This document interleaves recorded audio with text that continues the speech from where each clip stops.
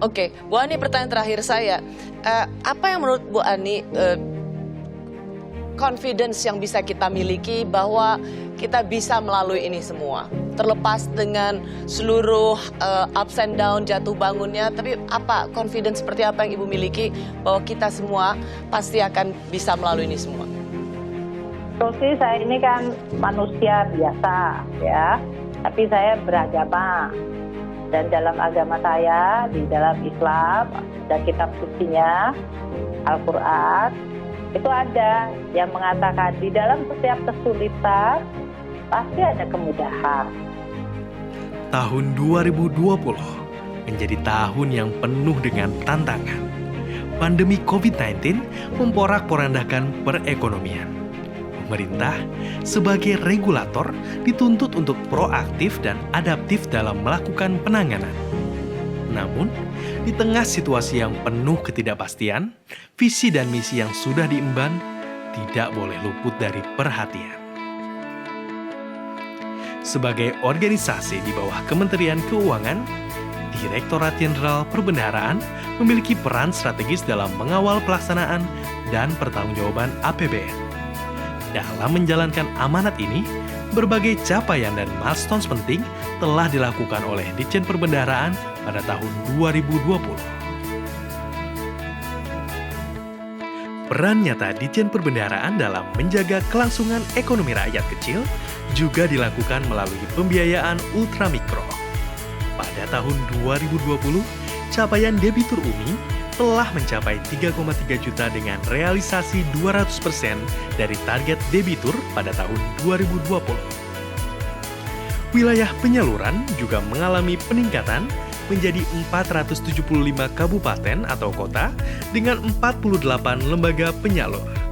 Simplifikasi dan modernisasi merupakan concern DJPB untuk mendukung best practice pelaksanaan APBN yang efektif, efisien, dan akuntabel. Di tahun 2020, lebih dari 18.000 satker kementerian lembaga telah mengimplementasikan Sakti berbasis web untuk modul anggaran dan modul admin.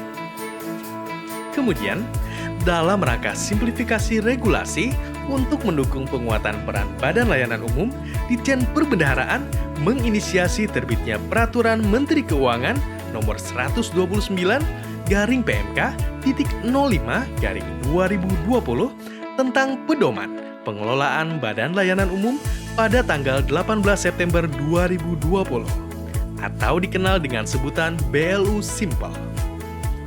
PMK ini merupakan regulasi BLU dengan muatan simplifikasi 15 PMK menjadi satu PMK dalam rangka simplifikasi dan penyempurnaan regulasi BLU. Di tahun 2020, Ditjen Perbendaharaan mendapatkan hasil yang gemilang atas pelaksanaan survei yang dilakukan di tahun 2019 dan 2020. Antara lain, indeks tertinggi lingkup Kementerian Keuangan dalam survei penilaian integritas tahun 2019. Nilai tertinggi di Kementerian Keuangan atas survei Movin tahun 2019, serta nilai tertinggi di lingkup Kementerian Keuangan dalam survei kepuasan pengguna layanan Kementerian Keuangan tahun 2020. Di samping itu, Ditjen Perbendaharaan juga berhasil memperoleh penghargaan di 4 kategori dalam The Best Contact Center Indonesia tahun 2020 yang diselenggarakan oleh Indonesia Contact Center Association serta mendapatkan peringkat top 3 kategori unit pengelola pelayanan dalam kompetisi pengelola pengaduan pelayanan publik terbaik tahun 2020.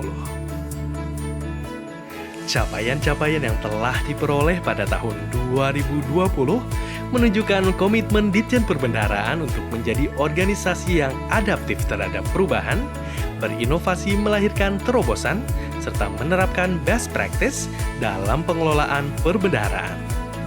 Muara dari komitmen ini tentu saja untuk mencapai cita-cita mulia Direktorat Jenderal Perbendaharaan, yaitu menjadi pengelola perbendaharaan negara yang unggul di tingkat dunia.